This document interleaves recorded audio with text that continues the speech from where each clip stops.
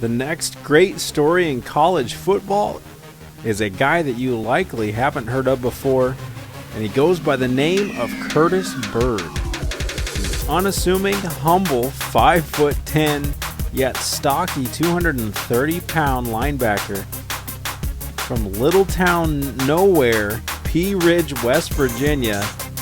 Going into his senior season, if you would have asked him what his biggest dream would have been, he would have been elated if you would have told him that he would get an offer from the home state West Virginia Mountaineers.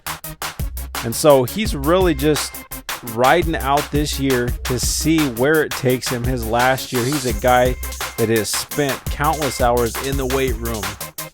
He has honed his craft as a middle linebacker. He has a nose for the football.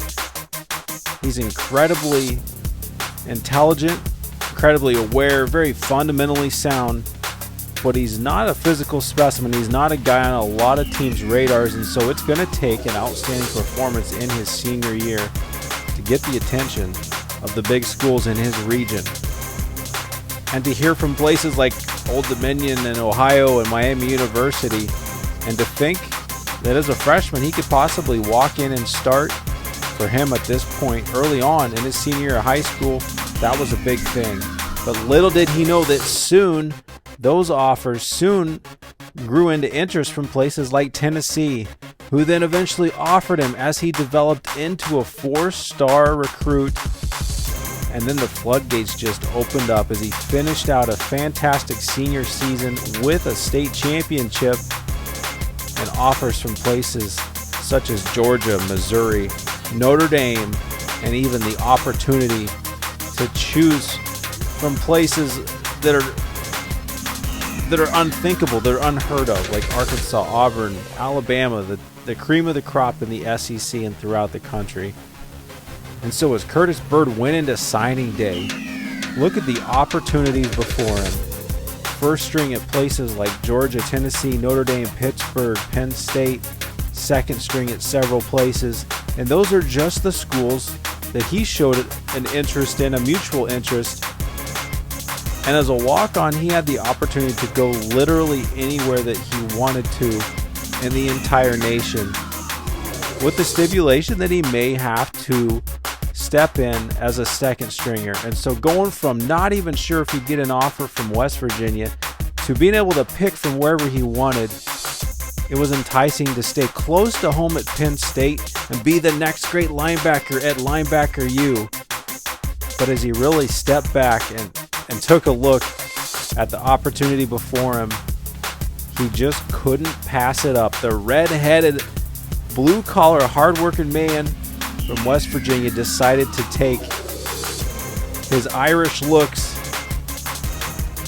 to Notre Dame. And so Curtis Bird has decided to sign his letter of intent to play for the Notre Dame Fighting Irish as a 97 Spark-rated high school football recruit. And he's a little bit shocked coming in, as he was promised to be the starter. And he's been told that he's going to have to fight as a second stringer for a short period of time before being given the clear reins at the middle linebacker spot. And as an 87 overall rated linebacker, you couldn't ask for much more from a true freshman in Curtis Bird.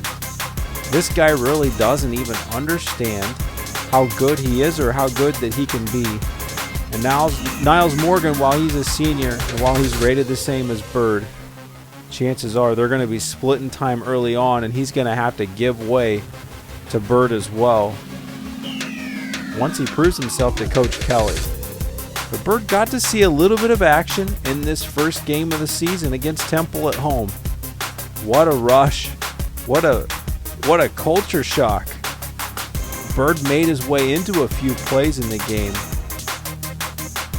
But once again, he saw limited action. He showed his ability, despite his short stature, to take on blocks, especially on the perimeter, to finish off plays with sound tackling. And while the Irish struggled offensively on the day, Bird and the rest of the defense really kept the Irish in the game as Temple tried to really wreck Notre Dame season with the first showing, the first game of the year. And it took until about 4 minutes left when Bird made a great stop,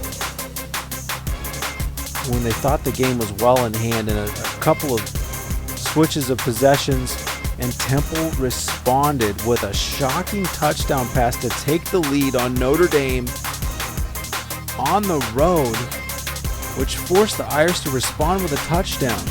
And so with a minute left in the game, and on 3rd and short, Notre Dame came up with a stop, leading to a 4th and 2 opportunity.